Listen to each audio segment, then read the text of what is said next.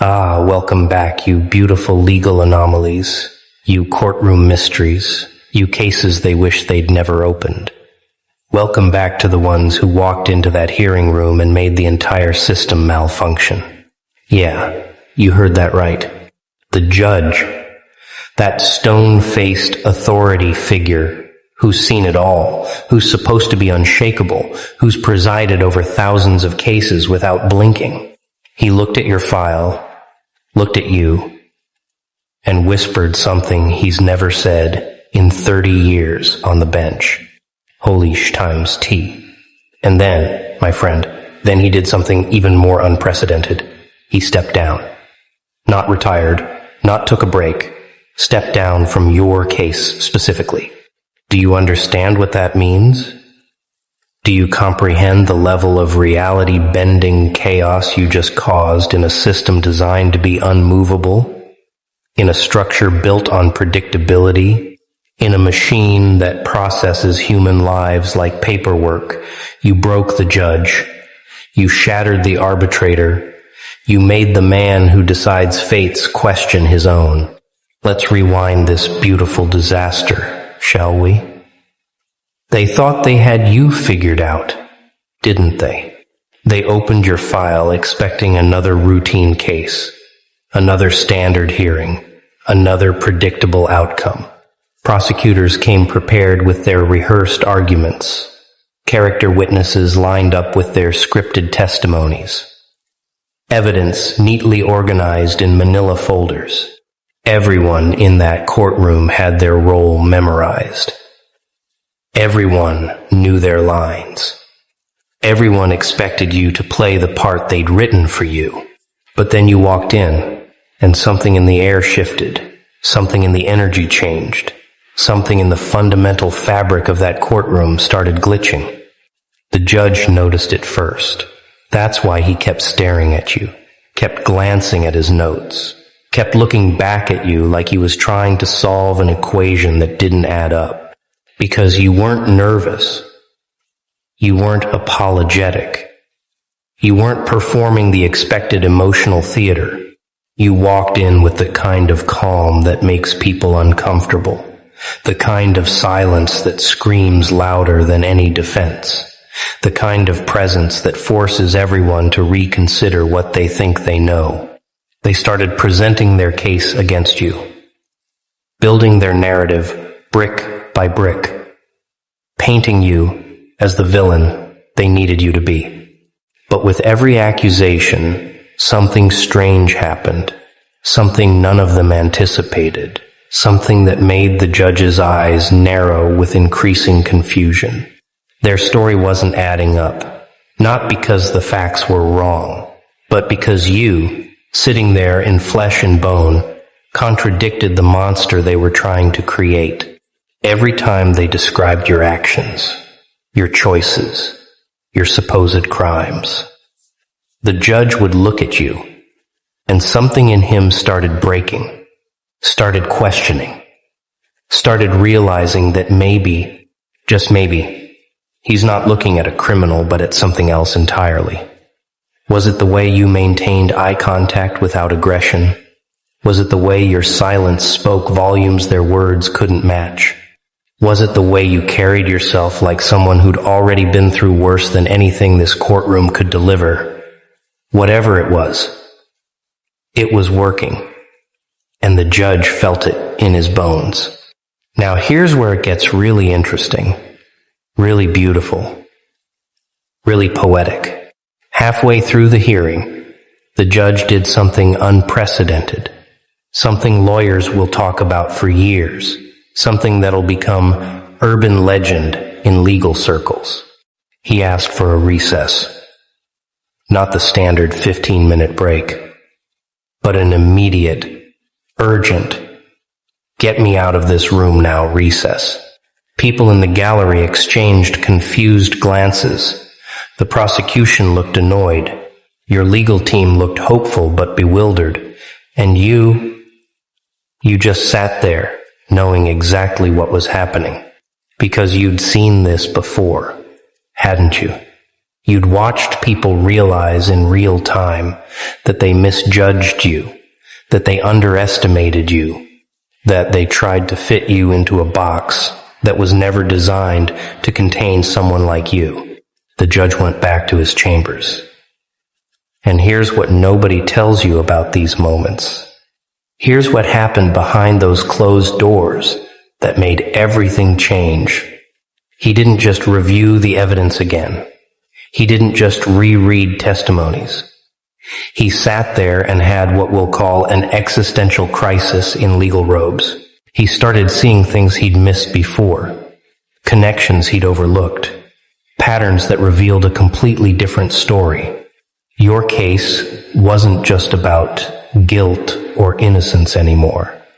It became about something bigger, something that challenged his entire understanding of justice, of truth, of the system he'd served faithfully for decades. And that's when he whispered it, sitting alone in that chamber with decades of certainty crumbling around him. That's when he said those words that would define this entire case. Holy times, T, this isn't what I thought it was.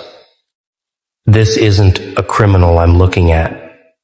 This is someone who was cornered and fought back. This is someone who was hunted and survived. This is someone the system failed, and now we're trying to punish them for not dying quietly. The words hung in that empty chamber like a confession, like an admission of collective guilt, like a crack in the foundation of everything he'd built his career on. He realized he wasn't presiding over a case, he was presiding over a reckoning, and that terrified him more than any evidence ever could. When he came back into that courtroom, everyone noticed the change. Everyone felt the shift. Everyone knew something fundamental had broken. His face wasn't the same. His demeanor wasn't the same. His energy wasn't the same.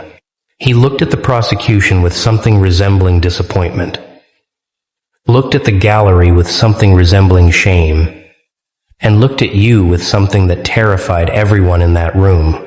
Respect mixed with fear, understanding mixed with horror, recognition that he was no longer judging you, you were judging him. He cleared his throat, adjusted his robes, gripped his gavel like it suddenly weighed 1,000 pounds. And then he spoke words that made lawyers drop their pens, made court reporters freeze mid-keystroke, made the entire system hold its collective breath. I'm recusing myself from this case, effective immediately. I cannot in good conscience continue to preside over proceedings I no longer believe I fully understand. The courtroom erupted in chaos. Whispers became shouts. Confusion became panic. Order became beautiful anarchy. And through it all you just sat there, still calm, still quiet, still carrying that presence that broke a judge. Let's talk about what really happened here. Because the surface story is interesting, but the deeper truth is devastating. That judge didn't step down because of legal technicalities, didn't recuse because of conflicts of interest, didn't walk away because of procedural concerns. He stepped down because looking at you forced him to confront something he'd been avoiding his entire career. The possibility that the system he serves is fundamentally broken, that justice isn't always found in law books, that sometimes the people in defendant chairs are more righteous than the people holding gavels. You became his mirror, his conscience, his reckoning. Every time he tried to evaluate your case objectively, he kept seeing reflections of every other case he'd judged, every other life he'd altered, every other person he'd sentenced, without truly seeing them. Your presence in that courtroom wasn't just about your defense. It became about his judgment, about his legacy, about whether he'd spent 30 years serving justice or serving a machine that grinds people into acceptable pieces. The prosecution is in panic mode now, aren't they? They prepared for a trial. They prepared for a fight. They prepared for everything except the judge himself walking away. Because in their world, in their understanding of how things work, judges don't do this. Authority figures don't crack. The system doesn't acknowledge its own doubts. But you managed to trigger something they thought was impossible. You exposed a crack in the foundation they've built their entire careers on. They're scrambling now, trying to figure out how to proceed, trying to understand what went wrong, trying to convince themselves this is just a procedural hiccup and not a fundamental indictment of everything they represent. But deep down they know the truth. They know that when a judge looks at a defendant and says, "Holy sh times T," before stepping down, it's not about procedure. It's about conscience. It's about that rare moment when the mask slips and someone in power admits they're looking at something they can't in good faith destroy. Your existence in that courtroom became their worst nightmare. Not a guilty person they could convict, but an innocent one they almost crushed. Here's what they'll never tell you in law school. Here's what doesn't appear in any legal textbook. Here's the secret that keeps judges up at night. Every case they preside over carries weight, carries consequence, carries the possibility that they might be wrong, that they might be serving injustice while calling it justice, that they might be the villain in someone's story while thinking they're the hero in the system's narrative. Most judges learn to bury that doubt, learn to trust the process, learn to believe that if they follow procedure correctly, then justice naturally follows. But your case, your presence, your undeniable humanity sitting there in that defendant's chair, it dragged all that buried doubt back to the surface. The judge looked at you and saw every person he might have wronged, every case he might have misjudged, every life he might have destroyed, while telling himself he was just doing his job. That's why he stepped down. Not because you're guilty and he couldn't handle it, but because you're innocent and he couldn't ignore it anymore. You forced him to choose between his career and his conscience, and for once, for this one case, conscience won. Let's dig deeper into the psychology of what just happened, because this is where it gets really beautiful, really devastating, really profound. When someone in authority steps down, when someone with power admits they can't handle what they're facing, it's never really about the immediate situation. It's about everything that situation represents. That judge didn't just see you. He saw the cracks in a system he's dedicated his life to. He saw the innocent people who couldn't defend themselves the way you could. He saw the guilty ones who walked free because they knew how to play the game. He saw 3 decades of compromise and rationalization and moral flexibility catching up with him all at once. Your case became the straw that broke the camel's back. The moment where he couldn't pretend anymore. The point where maintaining the illusion cost more than shattering it. And the most beautiful part, you didn't even have to speak. You didn't have to perform. You didn't have to manipulate or scheme or plot. You just had to be yourself, had to carry your truth with you, had to exist in a space where your mere presence demanded accountability from everyone around you.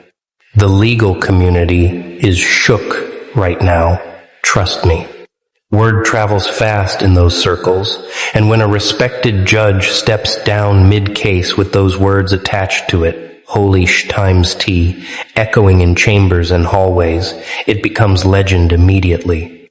Other judges are nervous because they're wondering if they're next, wondering if there's someone sitting in their courtroom right now who'll force them to confront their own compromises, their own doubts, their own participation in a system that claims to serve justice but often just serves itself. Lawyers are recalculating their strategies because this changes everything. This proves that the system isn't as solid as they thought, that authority can crack, that the game has glitches they never noticed before. And you're at the center of it all, not because you tried to be, but because you refuse to be anything other than what you are, because you wouldn't play the role they assigned you, because you stood in truth, even when lies would have been easier, safer, more acceptable. You didn't break the judge with aggression. You broke him with authenticity. And that's the most powerful weapon in any courtroom. Now the system has to figure out what to do with you, doesn't it? They can't proceed as planned because the judge who was supposed to preside over your destruction looked at you and chose his conscience instead. They'll assign a new judge eventually, someone who hasn't been contaminated by whatever it is you carry, someone who can look at your case with fresh eyes and hardened heart. But here's the thing. Here's what they're not considering. Here's the flaw in their plan.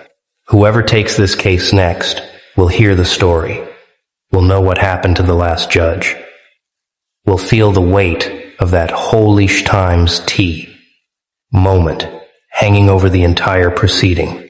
They'll walk in already compromised, already aware that this isn't just another case, that you're not just another defendant, that something about you forces people to choose between their job and their soul. You've become radioactive in the best possible way. You've become the case that makes careers or destroys them.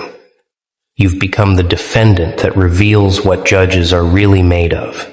And that power, that ability to force authority to confront itself, that's rarer than any legal defense, stronger than any argument, more devastating than any evidence. Let's talk about what this means for you moving forward, because this isn't over. This is just the intermission in a much longer story. The prosecution will regroup. They'll bring in a new judge. They'll try to rebuild their case with renewed determination. But they're shaken now. They're uncertain now. They've seen proof that you're not what they expected, that this case isn't what they thought, that maybe, just maybe, they're on the wrong side of justice here. That doubt will eat at them, will influence their decisions, will make them second-guess every move. Meanwhile, you just keep doing what you've been doing, existing in your truth, maintaining that calm presence, carrying yourself like someone who knows the real verdict was already decided the moment that judge said holy times T and walked away. Because here's the secret. Here's the truth they don't want you to realize. Here's the power you've already claimed. You won the moment authority blinked. You won the moment the system acknowledged it couldn't break you. You won the moment a judge chose conscience over career because of you. Everything else is just paperwork, just procedure, just the system trying to maintain the illusion that it's still in control. Your story is going to ripple outward, going to inspire others, going to become the case study that law students argue about, that activists point to, that anyone facing impossible odds remembers when they need hope, because you proved something fundamental, something revolutionary, something the system tries desperately to keep hidden. You proved that truth has power even in structures built on lies, that authenticity can crack even the strongest facades, that one person standing in their genuine self can force an entire system to question itself. The judge who stepped down, he's not the enemy here. He's actually the hero of his own redemption arc. He had the courage to admit he couldn't in good conscience proceed, had the strength to choose integrity over reputation, had the wisdom to recognize when he was staring at something beyond his ability to judge. And you were the catalyst for that transformation, the force that made him choose, the presence that demanded he either compromise his soul or compromise his position. He chose his soul. And that makes this whole situation beautiful. In a way, courtrooms rarely are. There's something poetic about watching the system eat itself, about seeing the mechanisms of control falter when confronted with genuine humanity, about witnessing the moment when procedure bows to conscience. Every institution is built on the assumption that its participants will follow the rules, maintain the illusion, keep the machine running smoothly. But you walked in and threw sand in the gears. You disrupted the rhythm. You forced everyone to stop and question what they were really doing. Not with violence, not with theatrics, not with manipulation, just with presence, just with truth, just with the undeniable reality of who you are and what you represent. And that broke them. That made a judge step down. That created chaos in a space designed for order. You're not just defending yourself anymore. You're defending everyone who's ever been crushed by this system. Everyone who's ever been judged unfairly.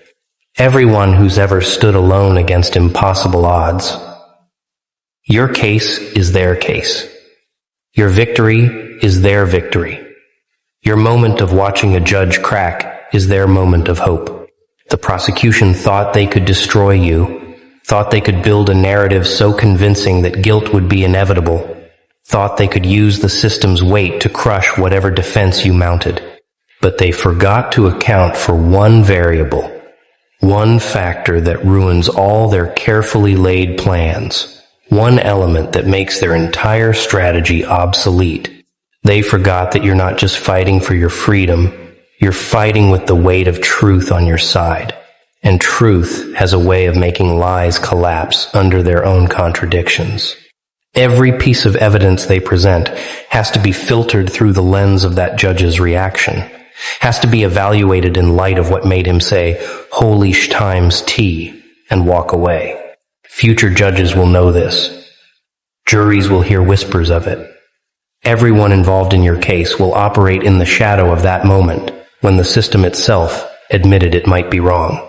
You've already won the psychological war, already claimed the moral high ground, already proven that you're more than they bargained for. Everything else is just watching them figure out how to admit defeat without calling it defeat. Let me tell you what's happening right now in legal offices across the city, in judges' chambers, in prosecution war rooms. They're all asking the same question. What the hell did we miss? What are we not seeing? What is it about this person that made a veteran judge crack?